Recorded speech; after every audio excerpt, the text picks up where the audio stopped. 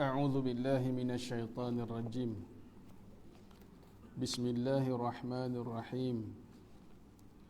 الحمد لله رب العالمين، والعاقبة للمتقين ولا عدوان إلا على الظالمين. أشهد أن لا إله إلا الله وحده لا شريك له، وأشهد أن سيدنا محمدا عبده ورسوله. اللهم صل على سيدنا محمد وعلى آل محمد.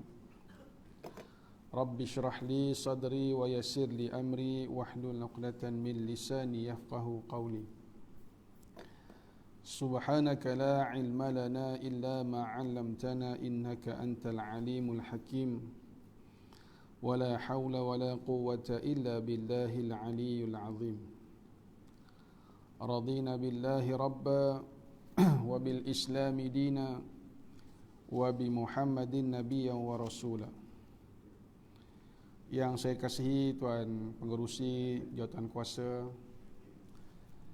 Tuan-tuan Imam, Tuan-tuan Bilal, Tuan-tuan Guru, Ustaz-Ustaz, sahabat-sahabat, muslimin, muslimat, para jemaah yang dirahmati Allah sekalian.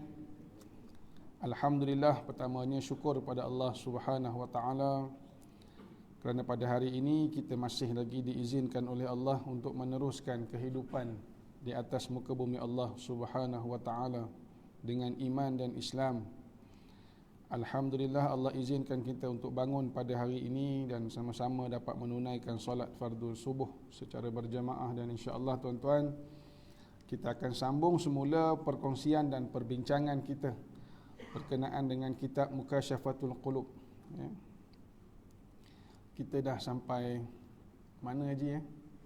Keutamaan fuqara. Ya. Kita dah sampai, rasanya dah di hujung lah keutamaan fuqara. Sebelum kita masuk ke tajuk yang baharu, iaitu menjadikan wali selain Allah Subhanahu wa taala.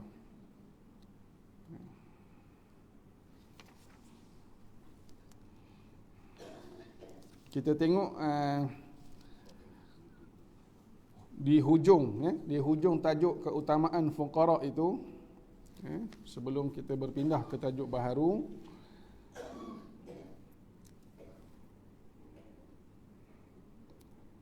disebut ada pun yang menyebut tentang redha dan qanaah amatlah banyak. Ya. Yang menyebut tentang redha dan qanaah. Ya. Redha. Ya. Maknanya menerima apa jua ketentuan Allah Subhanahu wa taala, dan qanaah, ya, sifat yang sentiasa cukup dengan kurniaan Allah Subhanahu wa taala, disebut dengan begitu banyak. Tidak diragukan bahawa qanaah, ya, iaitu menerima apa juga yang telah ditentukan oleh Allah Subhanahu wa taala ini adalah lawan, ya, ataupun perkara yang bertentangan daripada sifat tamak. Ya, sifat tamak ni tak pernah cukup.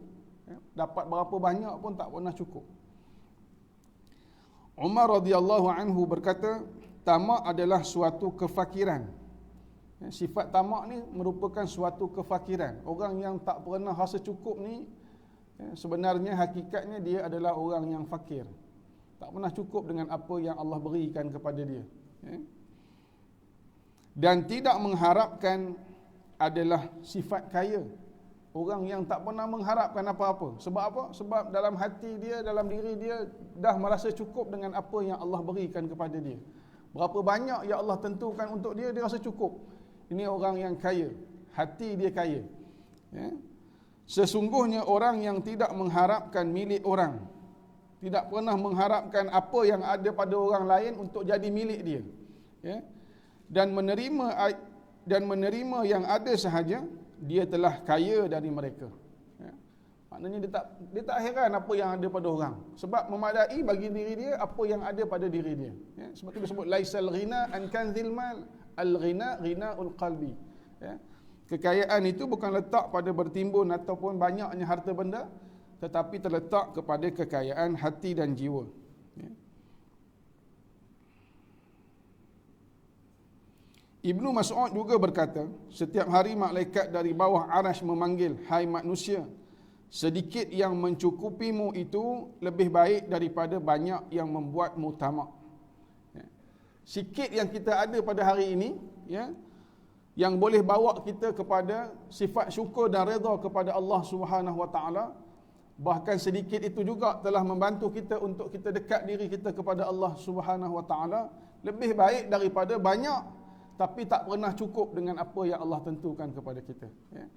Maknanya tuan-tuan, kalau hari ini kita ada sikit, ya, rezeki kita mungkin tak banyak, sikit, tetapi dengan sedikit itu menyebabkan kita, ya, dapat beribadah kepada Allah, ya, dapat dekat diri kita kepada Allah Subhanahu Wa Taala, ya, dapat tenangkan jiwa kita, ya, dapat bersedekah dan sebagainya. Sikit itu lebih baik daripada banyak yang menyebabkan kita lupa kepada Allah Subhanahu Wa Taala. Ya, ada orang kadang-kadang dia dapat sikit, dengan sikit itu dia jimat sungguh-sungguh. Ya, dia jimat, dia guna sungguh-sungguh. Dia gunakan yang sedikit itu, ya, untuk perkara yang benar-benar perlu.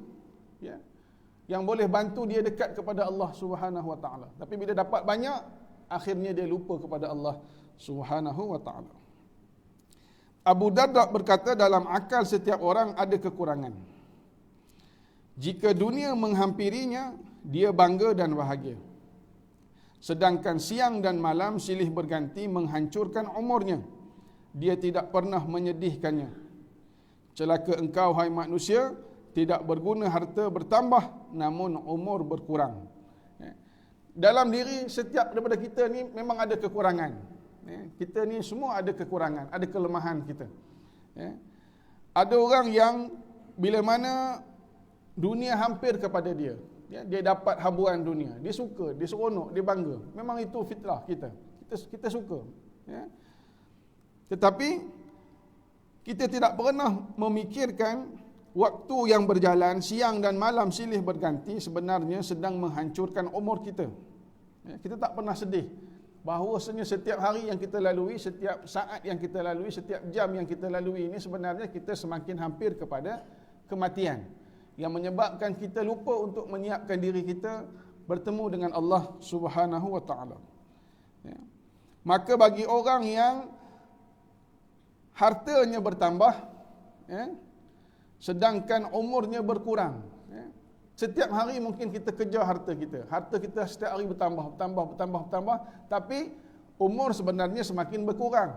Bukanlah kita nak sekat daripada mencari harta, tak ada masalah. Tetapi kita kena ingat setiap hari sebenarnya umur kita semakin hari semakin kurang. Maknanya harta yang bertambah itu perlu kita manfaatkan untuk kita mendekatkan diri kita kepada Allah sebagai bekalan kita menuju ke akhirat. Ya. Sebagai bekalan kita nak bawa bertemu dengan Allah Subhanahu Wa Taala. Orang yang tidak mempersiapkan diri dia, ya, maka dia akan menyesal di hadapan Allah Subhanahu Wa Taala. Ditanya kepada seorang hukama, apakah itu kaya? Dia menjawab, sedikitnya keinginanmu dan kerelaanmu pada sesuatu yang mencukupimu. Ya. Ditanya tentang kaya, apa itu kaya? Ya, kalau kita tanya tentang kaya ni banyak duit lah, banyak harta, ya, banyak segala-galanya, kemewahan dan sebagainya. Tetapi kata hukama ini, kaya ini adalah sebenarnya sedikitnya keinginanmu. Keinginan dia sedikit, ya, tak banyak. Ya, ada orang dia, ya, dapat rezeki mungkin tak berapa banyak tapi cukup. Dia sebab keinginan dia tak banyak. Dia tak nak itu, tak nak ini, tak perlu kepada itu, tak perlu kepada ini. Tetapi orang yang banyak keinginan dia, ya, dia tak pernah cukup. Dia takkan rasa cukup. Ya. Yang pertama kaya tadi, sikit keinginan. Yang kedua, kerelaanmu pada sesuatu yang mencukupimu. Dia redha cukup. Berapa banyak cukup. Ya. Maknanya inilah hakikat orang yang kaya. Dan dikatakan bahawa Ibrahim ibnu Adham bertanya pada dirinya sendiri, apakah yang mesti ku perbuat dengan dunia, sedangkan nafsu telah menerima dengan takdir ini. Seorang lelaki berjumpa Amir bin Abdul Qais yang sedang makan sayur dan garam. Dia jumpa seorang lelaki, jumpa dengan Amir bin Abdul Qais yang sedang makan sayur dan garam. Dia berkata, hai hamba Allah, relakan engkau dengan makanan sebanyak itu. Kata Amir, mahukah engkau kutunjukkan orang yang rela dengan yang lebih buruk dari ini? Lelaki itu menjawab, ya. Amir berkata, iaitu orang yang rela kepada dunia sebagai ganti kepada akhirat. Satu hari seorang lelaki tengok Amir bin Abdul Qais ni makan sayur dengan garam je. Lalu dia tanya, rela ke makan macam tu? Cukup ke dengan rezeki yang sebanyak itu? Dengan keadaan begitu? Kata Amir, ada yang lebih teruk daripada ini. Apa dia? Iaitu orang yang rela kepada dunia sebagai ganti kepada akhirat. Maknanya dia menerima dunia ni seadanya. Yang lebih penting bagi dia adalah akhirat. Muhammad bin Wasi' radhiyallahu anhu mengeluarkan roti kering dan dia celupkan dalam air lalu memakannya dengan garam. Dia berkata, siapa rela dengan dunia ini tidak akan memerlukan seorang pun. Al-Hasan radhiyallahu anhu berkata, Allah melaknati kaum di mana Allah telah bersumpah namun mereka tidak juga mempercayainya. Kemudian dia membaca, dan di langit ada rezekimu dan apa-apa yang dijanjikan kepadamu, demi Tuhan langit dan bumi, sesungguhnya apa-apa yang telah dijanjikan itu adalah sebenarnya. Jadi tuan-tuan, kalau kita tengok dalam tajuk keutamaan fuqara ini, boleh kita simpulkan tentang sifat kita terhadap harta benda. Sifat kita ataupun apakah penilaian kita terhadap harta benda. Kalau kita tengok tuan-tuan, apa punca kita ni susah nak bersedekah? Kita kadang-kadang ada harta banyak tapi susah nak sedekah. Apa punca dia? Puncanya adalah kerana kita tak mahu nak bersedekah. Itu je. Punca kita susah nak sedekah adalah kerana kita sendiri tak mahu nak bersedekah. Bila kita tak nak sedekah, kita akan cipta banyak alasan untuk mengelakkan diri kita daripada memberi. Kita cipta banyak alasan. Tak cukup, rezeki tak cukup, duit tak cukup, tak mampu nak bersedekah, tak mampu nak memberi. Kita ni lemah. Kita cipta yang akhirnya alasan-alasan ini akan menjadi suatu doa. Bila kita ulang-ulang tak cukup, tak cukup, tak cukup, tak cukup, akhirnya dia akan menjadi suatu doa. Memang kita tak pernah rasa cukup. Bukan tak cukup, tapi tak pernah rasa cukup. Kita kembali kepada nilaian hati kita. Sebab itu, miskin ini bukan sebab kita tak banyak duit ataupun tak banyak harta. Tapi miskin ini sebab kita tak pernah rasa cukup dengan nikmat yang Allah berikan kepada kita. Miskin itu bukan sebenarnya kerana kita kurang duit. Bukan kerana kita kurang harta. Tetapi kerana kita kurang rasa syukur kepada nikmat yang Allah berikan kepada kita. Bila kurang syukur kepada nikmat Allah, maka kita akan sentiasa rasa miskin. Dan kaya itu bukan kerana banyaknya harta benda, bukan kerana banyaknya duit, tetapi kaya itu kerana bila kita mampu untuk menjadi hamba yang bersyukur dan redha dengan ketentuan Allah Subhanahu wa taala. Kita akan sentiasa kaya. Cukup. Apa yang Allah bagi kita rasa cukup. Sebab matlamat akhir kita adalah akhirat. Sebab tu bila kita bincang tentang keutamaan fuqara ini, kita pusing-pusing, akhirnya kita jumpa suatu asas, iaitu keberkatan. Apa-apa pun dia kembali semula kepada satu asas yang paling utama, iaitu keberkatan. Bila kita ada keberkatan, berapa banyak pun yang kita ada, apa juga yang kita miliki, mampu membawa diri kita dekat dengan Allah Subhanahu wa taala. Seperti mana firman Allah Subhanahu wa taala, Allah sebut, walau anna ahlal qura amanu wattaqau la fatahna alaihim barakatin minas sama. Kata Allah, jikalau sekiranya penduduk negeri-negeri tersebut beriman dan bertakwa, kata Allah, pastilah kami akan melimpahkan kepada mereka keberkatan dari langit dan bumi. Syarat dia kena beriman dan bertakwa, baru boleh datang keberkatan. Maknanya yakin sungguh-sungguh dengan Allah Subhanahu wa taala, beriman kepada Allah, bertakwa kepada Allah, Allah akan turunkan keberkatan. La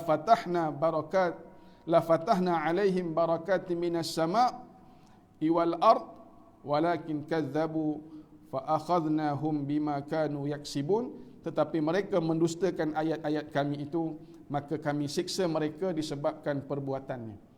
Ya. Jadi asasnya balik, kita kembali kepada keberkatan. Berapa banyak kita dapat pun insya-Allah kita cukup, sekiranya perkara yang kita dapat itu, nikmat yang kita dapat itu, kita syukuri insya-Allah. Jadi kita masuk ke tajuk ataupun bab yang baru, iaitu bab yang ke-35, menjadikan wali selain Allah Subhanahu wa taala. Allah Subhanahu wa taala berfirman, "Wala tarkanu ilal ladzina zalamu fatamassakumun nar." Surah Hud ayat 113.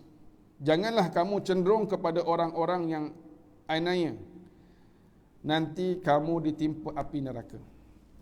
Menurut lahirnya ayat tersebut, ya, tujuan Allah menyebut ayat ini dalam Quran, di antaranya ialah melarang kita terperdaya kepada orang-orang musyrik atau orang muslim yang fasik. Jangan terpedaya kepada orang-orang musyrik, orang-orang yang mensyirikkan Allah, orang yang mempersekutukan Allah dengan perkara-perkara yang lain. Atau orang muslim tapi fasik. Dia Islam tapi dia fasik. An-Naisaburi menyatakan dalam tafsirnya, telah berkata para ahli tafsir bahawa kecenderungan yang dilarang itu adalah rela terhadap kezaliman mereka. Yang pertama dia kata, kecenderungan yang dilarang kepada terhadap orang musyrik itu, maknanya kita cenderung kepada orang musyrik ataupun kita cenderung kepada muslim yang fasik itu, yang pertamanya adalah rela. Belum ikut lagi, belum buat lagi, maknanya belum join lagi, baru rela, maknanya baru merelakan dalam hati, ya? Baru merelakan dalam hati. Sekadar merelakan dalam hati sudah dikira cenderung kepada orang musyrik dan orang fasik.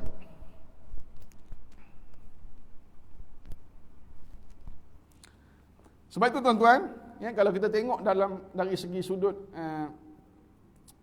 sikap kita terhadap maksiat, ya, sikap kita terhadap dosa, ya, bila disebut man ra'a minkum munkarat, siapa yang melihat kemungkaran, barang siapa yang melihat kepada maksiat, melihat kepada dosa, fayughayyiru biyadih, maka hendaklah dia ubah dengan tangannya, dengan kekuasaannya, dengan kedudukannya. Yang pertama dengan kekuasaannya, biyadih, menunjukkan kepada perbuatan. Fa illam yastati' fa bi lisani. Kalau tak mampu juga nak cegah dari sudut guna tangan, guna perbuatan, gunakan kuasa mungkin tak ada, fa bi lisani. Maka cegahlah dengan apa? Dengan kata-kata, dengan nasihat. Sebut nasihat, sampaikan kebenaran. Sebut tentang keburukan, melakukan kemungkaran, ingatkan. Fa illam yastati' fa bi qalbi. Kalau tak mampu juga dengan hati. Maknanya hati ni orang tak tahu pun, kan? Bila kita tak ucapkan, orang tak tahu benda dalam hati, hanya Allah yang tahu. Fa bi qalbi, dengan hati. Wa huwa ad'aful iman. Sesungguhnya dia iman yang paling rendah sekali. Maknanya selemah-lemah iman. Serendah-rendah iman adalah membenci dalam hati apa juga kemungkaran, maksiat yang kita lihat. Begitu juga sikap kita terhadap orang kafir, orang musyrik ataupun orang yang fasik, orang yang melakukan kezaliman, orang yang melakukan penindasan, orang yang melakukan perkara-perkara yang bertentangan dengan perintah Allah Subhanahu wa taala. Walaupun kita tak buat, kita tak ikut, kita tak ikut dengan perbuatan, dengan kata-kata, cukup sekadar rela pun sudah dianggap kita telah cenderung kepada perkara yang dilarang. Maknanya dah ada kecenderungan, dalam hati. Orang lain tak tahu, tapi dalam hati kita cenderung kepada dia. Kita cenderung kepada orang yang buat zalim. Kita cenderung kepada orang yang buat fasik. Orang yang melakukan dosa dan maksiat, sudah dianggap kita ini cenderung ke arah mereka. Ya. Rela terhadap kezaliman mereka, menghiasi dan menutupi kelicikan, serta ikut bersama mereka dalam lorong-lorong kezaliman. Ya. Yang ni dah sampai peringkat kita berada bersama-sama dengan mereka, ikut bersama mereka dalam lorong-lorong kezaliman. Jika ikut tetapi justru untuk menghindarkan bahaya, ya, untuk mengelakkan daripada perkara-perkara yang tidak diingini, maka tidak termasuk kecenderungan yang dilarang. Ya.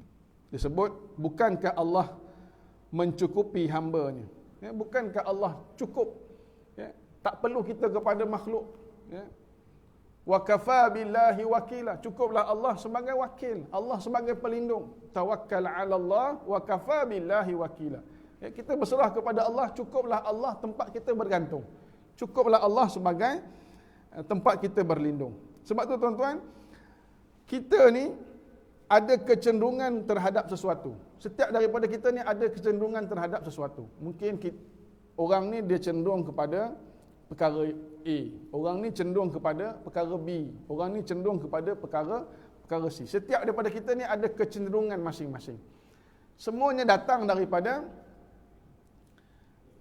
iman dan takwa kita kepada Allah. Sejauh mana iman kita, sejauh mana takwa kita kepada Allah Subhanahu wa taala. Sebab itu bila kita sebut tentang pengabdian kita, pengabdian diri kita ini, ubudiyah kita, pengabdian diri kita kepada Allah Subhanahu wa taala ini, kita memerlukan kepada Rasul. Sebab itu Allah utuskan kepada umat manusia ini Rasul. Pesuruh Allah yang nak tunjuk contoh yang baik, nak bawa ajaran yang baik supaya dapat kita ikut. Bersama-sama dengan Rasul, Allah kirimkan Al-Quran, wahyu, menjadi petunjuk kepada kita. Dan di samping itu Allah kurniakan kepada kita akal, supaya kita dapat membezakan yang mana baik dan yang mana buruk. Sebab tu disebut dalam Quran, walaqad ba'athna fi kulli ummatin rasulan an i'budullah wajtanibut taghut, kata Allah. Ya. Sebab tu kami utuskan kepada setiap umat ini rasulan, kata Allah. An i'budullah, ya, maka sembahlah Allah, mengabdikan diri kepada Allah, abdikan diri kita kepada Allah. Sebab kita ni makhluk. Kita ni adalah orang yang ataupun makhluk yang dicipta oleh Allah Subhanahu wa taala. Ani'budullah, sembahlah Allah, abdikan diri kamu kepada Allah, wajtanibut taghut, dan jauhkanlah perkara-perkara yang taghut, ya, yang dilarang oleh Allah Subhanahu wa taala. Sebab itu ada beberapa sebab atau punca mengapa kita ini gagal mencapai matlamat hidup kita sebagai khalifah yang telah ditentukan oleh Allah Subhanahu wa taala. Kita gagal. Kita bukan tak tahu matlamat hidup kita ni, Allah jadikan kita ni untuk kita sembah kepada Allah. Wa ma khalaqtul jinna wal ins illa liya'budun. Tidak aku jadikan manusia dan jin ini selain untuk mengabdikan diri kepada Allah Subhanahu wa taala. Kita tahu matlamat kita. Kita tahu yang kita akan kembali kepada Allah. Kita tahu kita akan mati, ya. Kullu nafsin za'iqatul maut. Kita tahu kita ni semakin hampir kepada kematian. Kita tahu kita suatu hari nanti kita akan tinggalkan dunia ini. Tapi kadang-kadang kita tak mampu nak melaksanakannya. Ada beberapa perkara yang digariskan oleh para ulama yang menyebabkan kita gagal ataupun merupakan halangan kita untuk kita mencapai matlamat hidup kita sebagai hamba Allah di atas muka bumi ini. Yang pertama disebut, halangan yang pertama, kejahilan. Halangan yang pertama, kejahilan. Iaitu halangan dari sudut ilmu. Kita kurang ilmu. Kita jahil. Bila kita duduk dalam kejahilan, bila kita tidak ada ilmu, ataupun kita kurang ilmu, umpama kita berjalan dalam gelap tanpa cahaya. Kita berjalan dalam gelap tanpa cahaya ni, banyak kemungkinan, banyak resikonya. Mungkin boleh jatuh, ditimpa bahaya dan sebagainya. Sebab apa? Sebab kita tidak ada satu arah tuju yang jelas. Tak ada jalan yang jelas. Gelap. Tak nampak. Jadi kita akan teraba-raba. Sebab itu disebut al-ilmu misbahul hayah. Ilmu itu pelita kehidupan. Pelita kepada kehidupan. Maknanya dia mencerahkan hidup kita, menerangkan hidup kita. Jadi kita perlu kepada ilmu. Bila kita jahil, kita tak mampu nak membezakan yang mana perintah Allah dan yang mana larangan Allah Subhanahu wa taala. Tak ada ilmu. Kita tak tahu yang ni Allah bagi ke, Allah suruh buat ke, yang ni Allah larang ke tidak. Maka akan bercelarulah. Kita akan bercelaru. Orang ni cakap macam ni, orang ni cakap macam ni, orang ni cakap. Kita tak tahu mana satu yang benar dan mana satu yang salah. Kita tak mampu membezakan yang hak dengan yang batil. Sebab tu dalam Islam disebut talibul ilmi fariidatun ala kulli muslimin. Menuntut ilmu tu wajib. Wajib bagi setiap orang. Fardu ain, bukan fardu kifayah. Tuntut ilmu ni bukan kata tak apalah, orang lain dah belajar, saya tak payahlah. Saya tak belajar. Biar orang lain dia pandai, saya tak payah. Dia bukan fardu kifayah, dia fardu ain, wajib. Man arada ad-dunya fa'alaihi bil ilmi, man arada al-akhirah fa'alaihi bil ilmi, man aradahuma fa'alaihi bil ilmi. Siapa yang nak kepada dunia, dia mesti ada ilmu. Siapa nak kepada akhirat, mesti ada ilmu. Siapa nak dunia dengan akhirat pun mesti ada ilmu. Maknanya tak dapat lari dengan ilmu, mesti ada pengetahuan.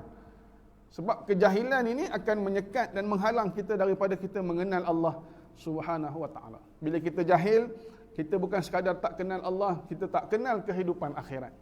Kita tak kenal kehidupan akhirat, kita tak tahu sebenarnya hidup kita di dunia ini sifatnya hanya sementara.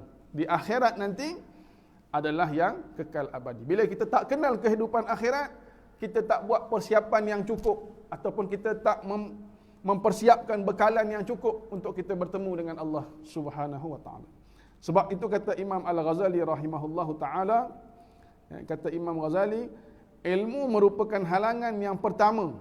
Ilmu ni merupakan halangan yang pertama yang perlu ditempuh oleh manusia untuk dia mendekatkan diri dia kepada Allah Subhanahu wa taala. Kalau tak mampu tempuh halangan ilmu ni, selagi itulah dia tak dapat kenal Allah Subhanahu wa taala.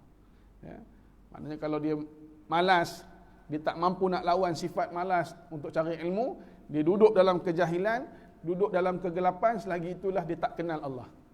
Tak dapat kenal Allah. Tak tahu apa sifat Allah, apa sifat wajib bagi Allah.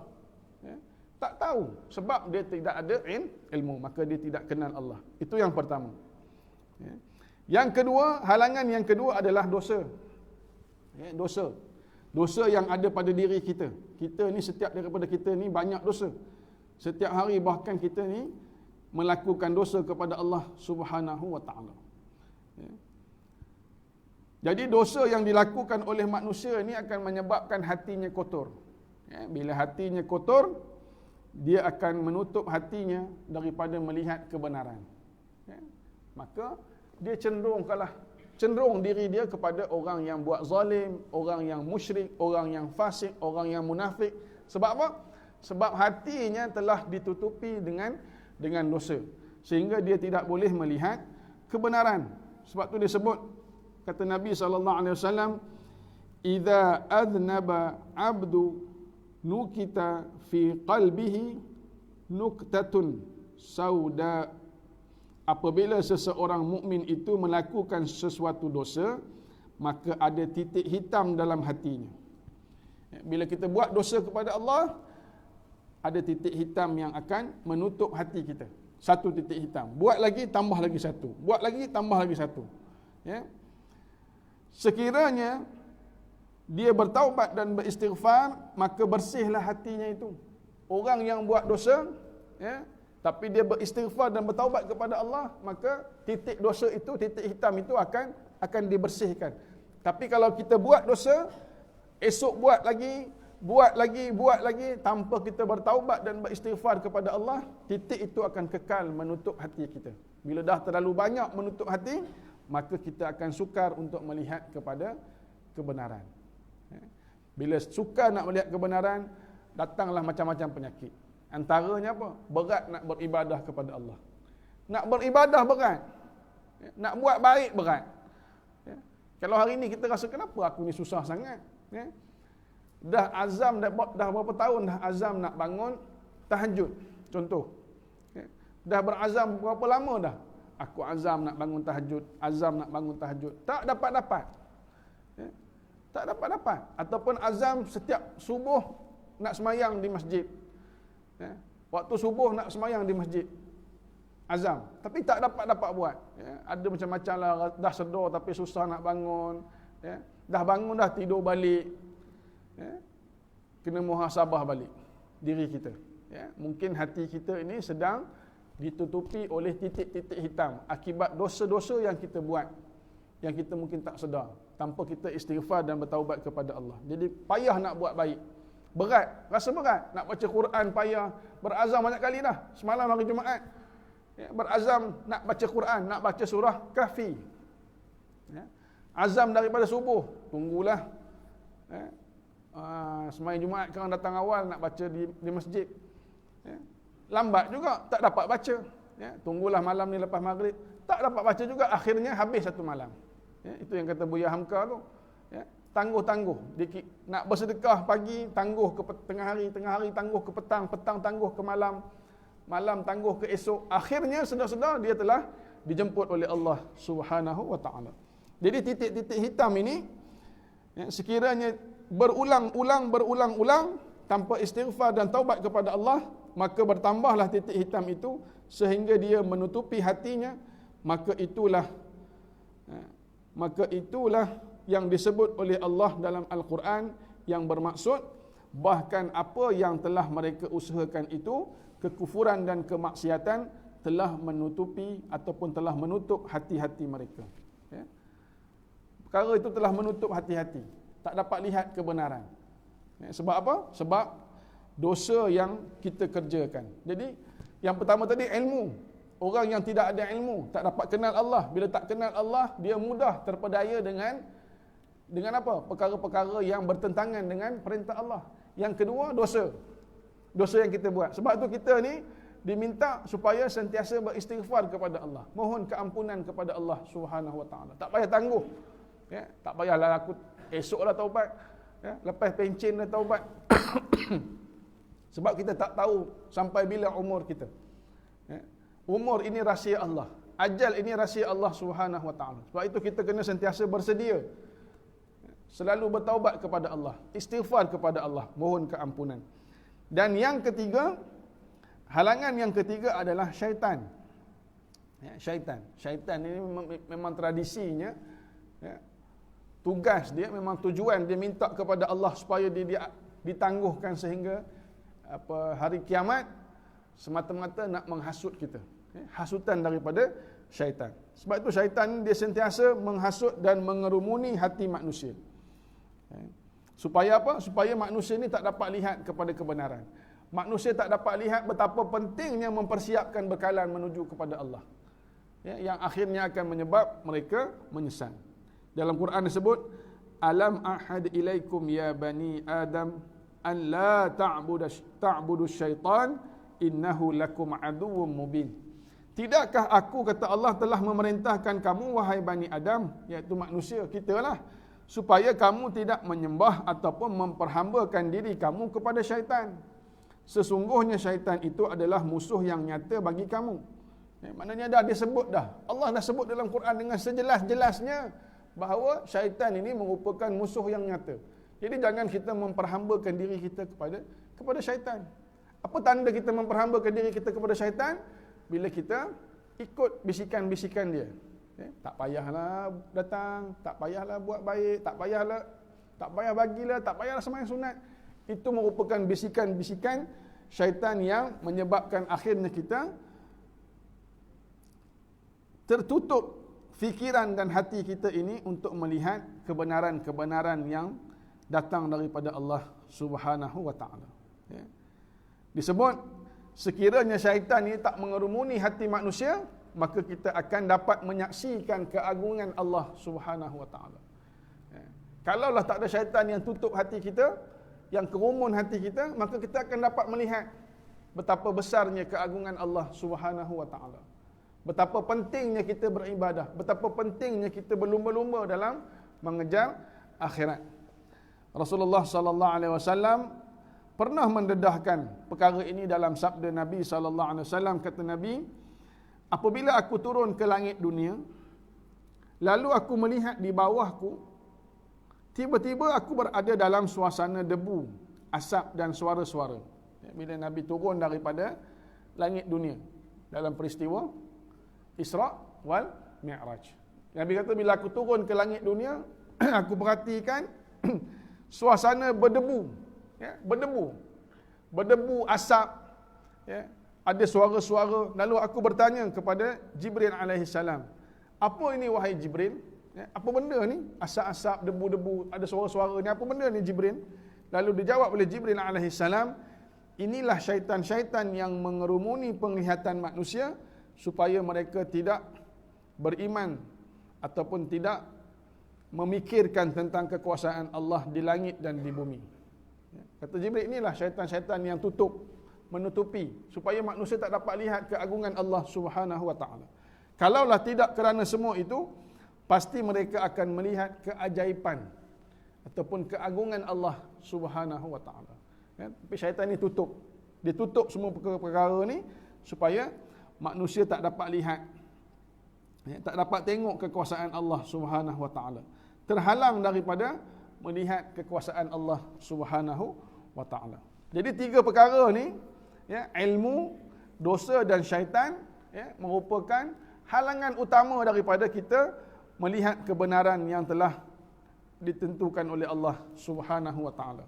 Maka cenderunglah kita kepada perkara-perkara yang zalim, perkara-perkara yang musyrik ataupun perkara-perkara yang fasik. Memang benar pendapat itu, akan tetapi meninggalkan segala bentuk kecenderungan terhadap mereka itu lebih baik. Ya, lebih baik. Ya, kalau kita tengok dia cenderung kepada kezaliman, cenderung kepada keburukan, cenderung kepada perkara-perkara yang bertentangan dengan Al-Quran dan Sunnah Nabi sallallahu alaihi wasallam, maka tinggalkan itu. Tinggalkan mereka. Apalagi di zaman ini di mana kemungkinan untuk membenteras kemungkaran ataupun memerintahkan ma'ruf sambil ikut serta dengan mereka sama sekali tidak ada. Ya, ada orang kata tak apalah, kita ikut juga, tapi dalam masa yang sama kita bagi nasihat. Ya, mungkin sukar. Sebab, ya, di akhir zaman nanti kebenaran ini dia akan jadi bukan dominan dah. Ya, bukan dominan. Sebab tu disebut Islam ni akan kembali asing. Ya, Islam akan kembali asing. Bila kita sebut tentang kebenaran, dia nampak janggal. Ya, sebab apa? Sebab orang dah semakin hari semakin jauh daripada Al-Quran dan Sunnah Nabi sallallahu alaihi wasallam. Ya. Sebab tu tuan-tuan, kalau kita tengok dalam tubuh kita ni, ya, ada 3 anggota yang cukup penting. Ya, yang Allah sebut dalam Quran, kata ulama tafsir, 3 perkataan ini Allah ulang-ulang dalam Al-Quran sebanyak 132 kali. Perkara ini. Ya. Betapa pentingnya benda ini. Ya. Sebab apa? 3 anggota yang terdapat dalam tubuh badan kita ini merupakan pintu bagi segala maklumat. Ya. 3 perkara ni ataupun 3 anggota ni, yang pertamanya hati. Hati kita. Ya. Hati ni raja kepada anggota badan kita. Dia yang akan menggerakkan anggota hati. Ya. Kalau hati kita ditutup oleh dosa, hati kita ditutup oleh syaitan, maka payah nak gerakkan anggota yang lain. Ya. Yang kedua, pendengaran. Ya. Pendengaran kita. Sebab kita ni, bila ada pendengaran, kita kan mudah nak dengar orang nasihat, orang beri ingatan. Ya. Bahkan, nasihat yang paling hari-hari kita dengar apa? Apa nasihat yang hari-hari kita dengar? Nak tak nak kita dengar apa ni? Orang ajak kepada sembahyang, laungan azan. Hayya 'alas salah. Kan? Daripada mula-mula tu disebut Allahu akbar, Allahu akbar. Ya, itu ingatanlah tu. Nasihat bagi tahu kepada kita, ingatkan balik kepada kita, Allah Maha Besar, Allah Maha Besar. Maknanya yang lain-lain ni semua kecil. Yang lain-lain ni semua tak penting. Allah, sembah Allah. Allahu akbar, Allahu akbar, sampailah asyhadu an la ilaha illallah, tiada Tuhan yang aku bersaksi tiada Tuhan melainkan Allah, wa asyhadu anna Muhammadar Rasulullah, Nabi Muhammad itu pesuruh Allah. Kemudian hayya 'alas salah. ajak kita kepada mendirikan solat, sembahyang. Hayya 'ala salah, marilah sembahyang, marilah sembahyang. Hayya 'alal falah, marilah menuju kepada kejayaan, kejayaan yang hakiki, iaitu kejayaan bila mana kita mendapat rahmat dan kasih sayang Allah Subhanahu wa taala. Hari-hari kita dengar. Kalau subuh dia sebut apa? As-salatu khairum minan naum. Sembahyang itu lebih baik daripada tidur. Hari-hari dipesan. Mana mungkin kalau kita kata tak ada orang pun nasihatkan saya, tak ada orang pun ingatkan saya, tak ada orang pun yang ajak saya. Tutup Bilal hari-hari azan 5 kali sehari itu bukan ajak. Ajaklah tu. Kan takkanlah suruh Tok Bilal azan depan pintu seorang-seorang. Jenuh Tok Bilal. Penatlah dia. Kan? Sebab tu kita guna pembesar suara. Maknanya panggil semua sekali. Tok Bilal pun tak buat pengumuman. Azan ini hanya untuk rumah nombor 131. Kan? Catat siapa yang tak datang, ya, tak pernah nampak dia di Masjid Nurul Hijrah ni. Duduk sini lama dah, ambil nombor rumah dia.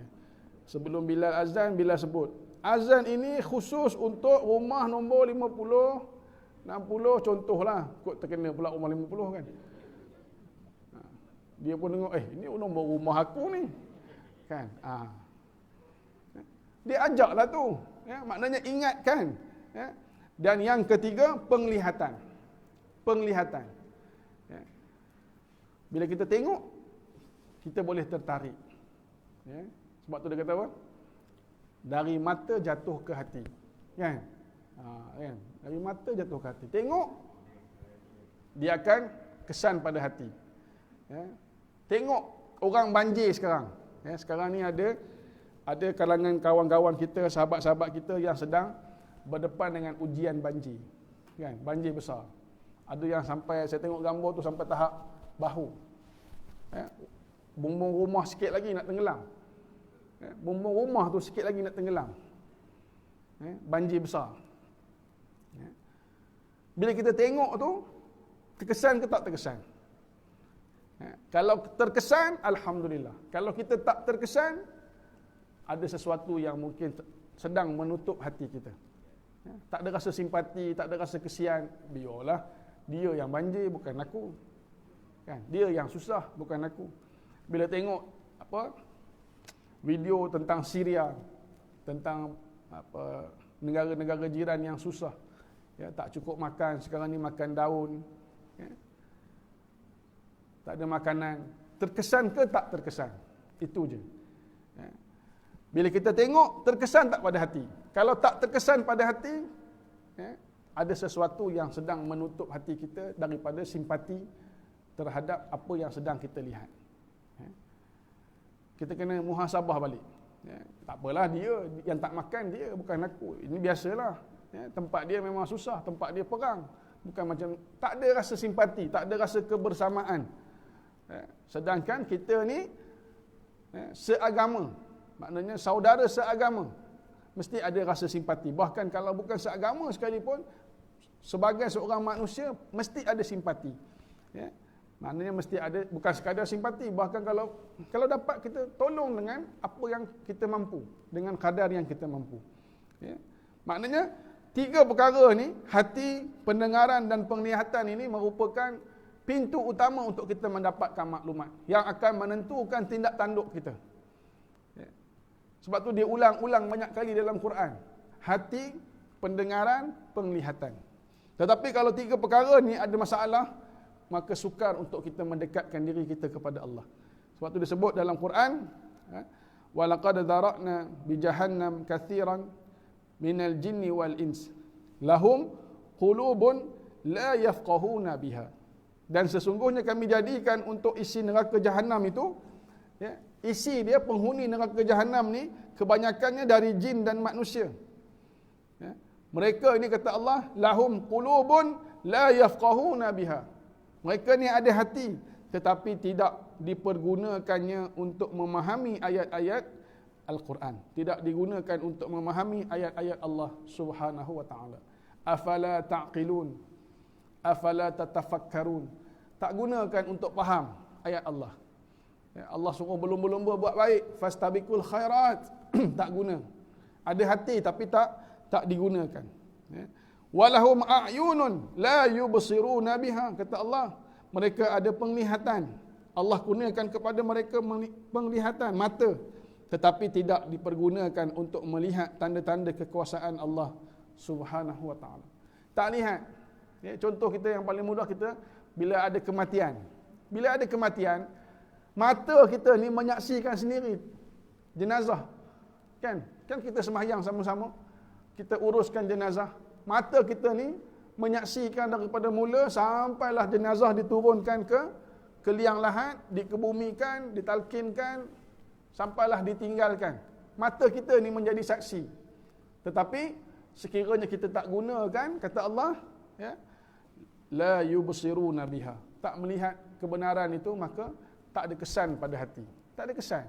Tak apalah, yang mati dia, dah ajal dia, kan? Nak buat macam mana? Dah sampai masanya. Kan kita sebut kan, sudah sampai masanya. Dah kita ni tak sampai masa, kita pun akan sampai masa kita. Cuma kita tak tahu bila. Jadi apa yang kita sedang siapkan? Apa yang sedang kita usahakan? Apa yang sedang kita kejarkan? Persiapkan diri kita untuk duduk di tempat yang sama suatu hari nanti, yang merupakan janji Allah. Tak ada orang yang boleh lari daripada itu. Kemudian disebut walahum adhanun la yasma'una biha. Mereka ni ada telinga, Allah kurniakan mereka pendengaran, tetapi tidak dipergunakan untuk mendengar ayat-ayat Allah Subhanahu wa taala. Telinga ada, pendengaran ada, orang beri nasihat tak dengar. Orang azan tiap-tiap hari ajak sembahyang. Ajak sembahyang. Orang ajak datang sembahyang masjid, tak boleh, tak apalah, sembahyanglah di rumah. Sembahyang di rumah pun tidak. Kan? Orang sebut hari-hari, setiap pagi, as-salatu khairum minan naum, sembahyang itu lebih baik daripada tidur. Tapi bagi dia tidur lebih baik daripada sembahyang. Ya? Akhirnya tidur terus. Ya, sebab tu disebut manusia ni dalam hidup umpama dia sedang tidur. Kita ni sebenarnya diumpamakan sedang tidur. Kita akan bangun bila mana kita mati. Ya? Kita ni macam umpama kita tengah tidur. Tengah tidur ni dia seronok mimpi, macam-macam mimpi datang kan. Mimpi tu sebenarnya dia tak bergerak pun. Ya, tak ke mana pun. Ya. Tiba-tiba tersedar bila dia mati. Bila mati, duduk dalam liang lahat, tersedar, aku dah mati. Bila dah mati baru sedar, ya Allah, ruginya aku, tak sempat buat itu, tak sempat buat ini, tak sempat sedekah, tak sempat baca Quran, tak sempat belajar, tak sempat sembahyang, semua tak sempat. Baru dia tersedar, baru menyesal. Masa tu tak boleh balik pada ke dunia, tak ada peluang kedua. Duduklah di situ sampai hari kiamat. Ya, dengan penuh penyesalan dan siksaan. Ya, jadi 3 perkara ni Allah sebut dalam Quran. Ya, qalbi, mata dengan telinga. Kalau tak gunakan kata Allah, ulaika kal an'am bal hum adall ulaika humul ghafilun. Kata Allah, mereka yang tak gunakan kurniaan ini, hati, mata, telinga, mereka itu sebagai binatang ternakan, bahkan mereka lebih sesat lagi. Dah umpama macam binatang dah, teruk dah. Kal an'am kata Allah. Tapi disebut pula bal hum adall, bahkan lebih teruk lagi daripada binatang ternakan. Ulaika humul ghafilun. Ya, mereka itu orang-orang yang lalai. Ya, orang yang lalai, tak sedar, ya, terpesona dengan dunia, terlupa dengan dunia, yang akhirnya menyebabkan kita tak mempersiapkan diri kita bertemu dengan Allah Subhanahu wa taala. Ya. Jadi tuan-tuan, ya, kita kembali kepada 3 komponen asas dalam iman. Ya, bila kita sebut tentang iman, sebut tentang takwa, ada 3 komponen asas yang perlu kita fahami. Yang pertama disebut tasdiq bi qalbi, membenarkan dengan hati. Ya, tasdiq ataupun i'tiqad kita, membenarkan dengan hati kita ini bahawa tiada Tuhan melainkan Allah dan Nabi Muhammad itu pesuruh Allah. Tasdiq bi qalbi. membenarkan dengan hati. Dalam hati ni tak ada siapa yang tahu. Orang tak dapat tengok hati. Orang tak dapat nilai hati kita. Kalau boleh pun dia melalui perkara-perkara lain. Tapi nak nilai hati orang kita tak tahu. Kita tak boleh kata orang ni ikhlas, orang ni tak ikhlas, tak boleh. Sebab kita tak tahu dalam hati. Dalam sembahyang pun ada 3 perkara ni juga, komponen ini. Yang pertama hati, membenarkan dengan hati. Yang dapat menilai, yang dapat tahu siapa? Hanya Allah Subhanahu wa taala. Hati kita ini Allah yang nilai. Yang kedua, qaul bil lisan. Ucapan lisan. Diucapkan dengan lisan. Qauli. Diucapkan dengan lisan. Syahadah. Asyhadu an la ilaha illallah wa asyhadu anna Muhammadar Rasulullah. Ucap dengan hati. Bila ucap tiada Tuhan melainkan Allah dan ucap Nabi Muhammad itu pesuruh Allah, ucapkanlah perkara-perkara yang baik. Zikir, ingat kepada Allah dan sebagainya. Dan yang ketiga, amal bil jawarih. Mesti beramal. Tadi ucap, tadi niat dalam hati. Tasdik, membenarkan dalam hati. Kemudian ucap dengan lisan. Yang ketiga, amal bil jawarih. Kena buktikan dengan perbuatan. 3 komponen utama ni, barulah sempurna iman kita. Kalau 3 komponen utama ni gugur salah satu ataupun hilang salah satu, maka tak sempurna lagi iman kita. Ada orang yang dia tasdik bil qalbi, dia qaul bil lisan, tapi dia tak amal bil jawarih. Dia tak tunjukkan. Dia dah yakin beriman kepada Allah. Dia ucap asyhadu an la ilaha illallah, la ilaha illallah, Allahu akbar disebut, tapi dia tak amal dengan, dia tak buktikan dengan amalan dia. Ada orang yang mungkin dia buktikan dengan amalan dia, amal bi jawarih, tapi dia tidak tasdik bil qalbi. Dia tak membenarkan dengan hati. Dia tak ucap dengan lisan, dia tak beriman kepada Allah. Maka amal dia juga adalah sia-sia. 3 komponen utama ni pergi ikut mana pun dia ada. Dalam sembahyang pun dia ada rukun qalbi, dia ada rukun qauli, dia ada rukun fi'li. 3 rukun ni tak buat salah satu, maka tak jadi. Ada orang yang sembahyang dia guna qauli, dengan guna qalbi je. Tak sembahyang ke? Dah sembahyang dah. Bila sembahyang? Niat. Niat, dia kata innamal a'mal binniyat.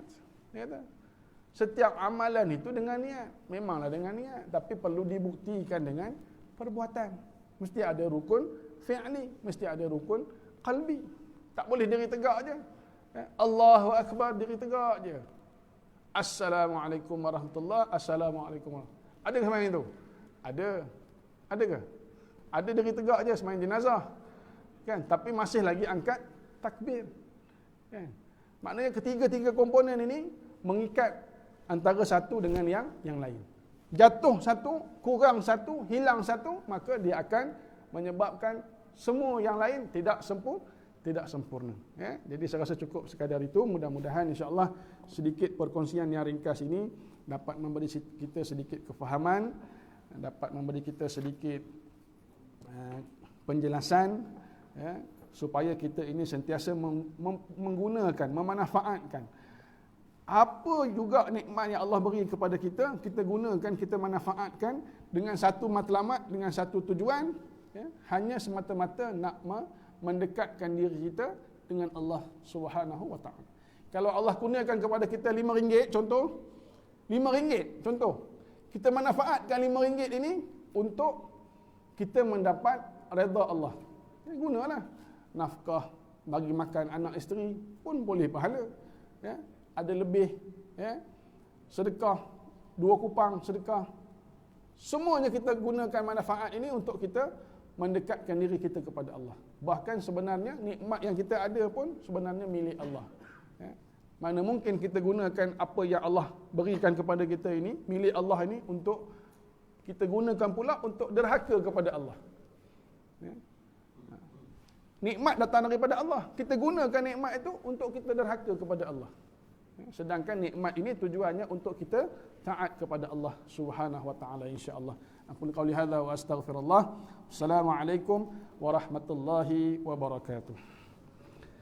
A'udzu billahi minasyaitonir rajim. Bismillahirrahmanirrahim. Alhamdulillahi rabbil alamin wassalatu wassalamu ala asyrafil anbiya'i wal mursalin wa ala alihi wa ashabihi ajma'in. Allahumma ja'al ni'matana da'ima wa dawlatana qa'ima wa la tusallit 'alaina zalima. Allahumma arham li sahibi hadzal majlis wal hadirin wa'ti barakati lima li sahibi hadzal majlis wal hadirin ya Allah ya Rahman ya Rahim. Allahumma ja'al jam'ana hadza jam'an marhuma وتفرقنا من بعده تفرقا معصوما اللهم اجعلنا من الناجحين والفائزين وجعلنا من عبادك الصالحين اللهم اجعلنا من الناجحين في الامتحان في الدنيا والآخرة اللهم اختم لنا بحسن الخاتمة ولا تختم علينا يا الله بسوء الخاتمة وصلى الله على سيدنا محمد وعلى آله وصحبه وبارك وسلم والحمد لله رب العالمين تقبل الله منكم.